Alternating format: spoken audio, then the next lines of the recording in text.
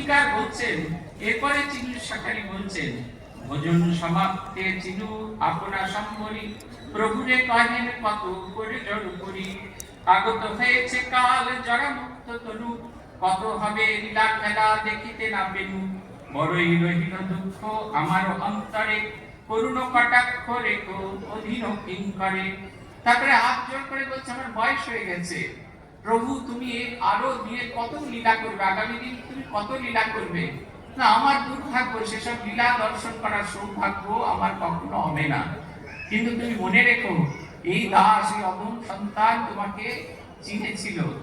পুথিকার বলছেন, যথার্থ নাম তার তোমার নাম হইয়াছে, ধন্য ধন্য চিনু দুটি দেখো বদরেনু, যথার্থ তোমার নাম হইয়াছে চিনু, চেনা কাজ বুঝো ভালো তাই চিনু নাম, তোমার চরণে করি অগণ্য প্রণাম। বলছেন তুমি সত্য, তোমার প্রার্থনা সত্য, কারণ এই জগৎ সংসারে যেটা দেখার জিনিস, যেটা জানার জিনিস, আমরা সেইটাকে ছেড়ে অনেক কিছু খুঁজি। আমরা ভগবানকে ডাকবো বলে দীক্ষা নিই, ভগবানকে ডাকবো বলে ভগবত সমীপে আসি, কিন্তু ভগবত সমীপে আসার পর ওই যে আমাদের উদ্দেশ্য, সেটাকে ভুলে গিয়ে আমরা বিধেয়তে মেতে থাকি। ভগবানের প্রতি আমাদের এতটুকু ভালোবাসা তৈরি হয় না। তুমি কিন্তু ঠিক কাজ করেছো, যে কাজটা করা উচিত, যেটা আগে চিনে ফেলা উচিত, যাকে ধরলে জগৎ সংসারের সব কিছুকে চেনা হয়, তুমি তাকেই ধরেছো।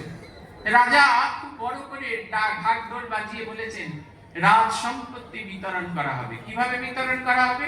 পরের দিন সকালবেলা রাজকোষ উন্মুক্ত করে দেওয়া হবে, যেবারে সে আসবে, যার যে জিনিস সেটা সে নিয়ে যাবে। একের পর এক প্রভু এরা আসছেন, প্রজারা আসছেন, রাজকোষ খুলে দেওয়া হয়েছে, দেখছেন সবাই, কেউ আর হাত দিচ্ছেন না, কারণ যেটা একবার নেবে সেইটাই নিতে হবে, আর অন্য কোনো জিনিসে হাত দেওয়া যাবে না। তাই তারা কল্পনা করছেন কোনটা নিলে বেশি হবে, স্বর্ণ ভর্তি ঘড়া নিলে হবে, না স্বর্ণ পাত্র নিলে হবে, কি নিলে হবে। এমন সময় ভেড়া বেজে উঠলো, সবাইকে বলা হলো যে আর কাউকে কিছু দেওয়া হবে না, রাজ সম্পত্তি বিলি হয়ে গেছে। কিভাবে বিলি হয়েছে? একটি ছোট্ট বাচ্চা মেয়ে, সে তার বাবার সাথে এসেছিল, তার বাবা এসেছেন ওই সম্পত্তি নেবেন বলে।